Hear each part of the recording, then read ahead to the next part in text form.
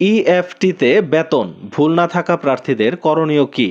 বিস্তারিত দেখুন রিপোর্টে।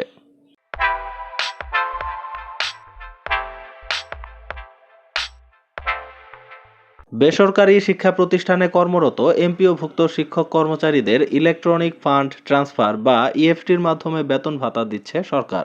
তবে অনেকেই এখনও বেতন পাননি। বেতন না পাওয়া প্রার্থীদের দাবি, কোনো ভুল না থাকলেও তারা বেতন পাননি। এ অবস্থায় তাদের করণীয় কি?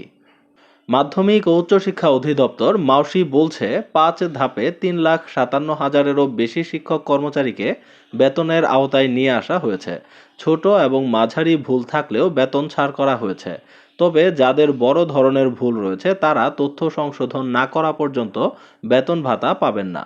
এ বিষয়ে মাউসির education management information system EMIS সেলের senior system analyst Khandaker Azizur Rahman the daily ক্যাম্পাসকে বলেন, তথ্যগত ভুলের বাইরে আরও কিছু ভুল রয়েছে। যেমন ধরুন, একই ইন্ডেক্স নম্বর 2 জনের রয়েছে, আবার অনেকে আগের প্রতিষ্ঠানের ইন্ডেক্স ডিলিট করেননি।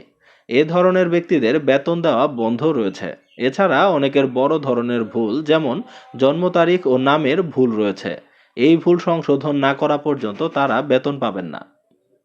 তিনি আরও বলেন, ৫ম ধাপের বেতন প্রক্রিয়াধীন থাকা অবস্থায় প্রতিষ্ঠান প্রধানদের জন্য ড্যাশবোর্ড উন্মুক্ত করে দেওয়া হবে।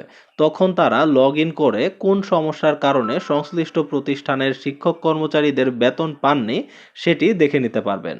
এরপর প্রয়োজনীয় সংশোধন সাপেক্ষে বেতন ছাড় করা হবে। যাদের কোনো রকম ভুল না থাকার কারণেও ইএফটিতে বেতন আসেনি তাদের ক্ষেত্রে করণীয় কি বা তাদের কি সমস্যা হয়েছে, আশা করি সেই বিষয়টি এই নিউজ থেকে আপনারা জানতে পেরেছেন।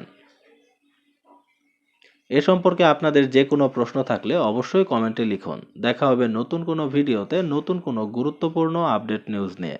ততক্ষণ পর্যন্ত ভালো থাকুন। আল্লাহ হাফেজ।